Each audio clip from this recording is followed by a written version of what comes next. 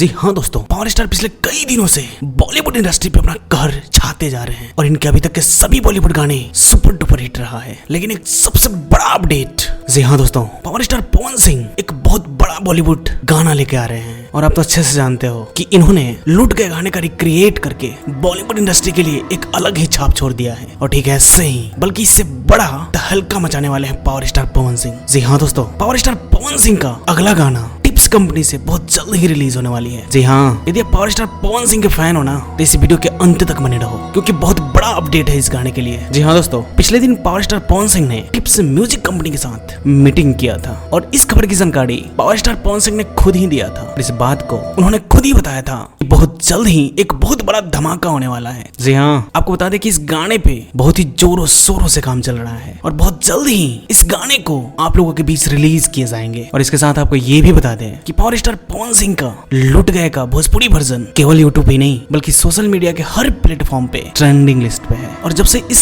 Song को release किया गया है, केवल इसी की बातें भोजपुरी इंडस्ट्री से लेकर बॉलीवुड तक हो रही है। और इसके साथ साथ जल्द ही रिलीज किए जाएंगे पावर स्टार पवन सिंह के next Bollywood song tips music की तरफ से।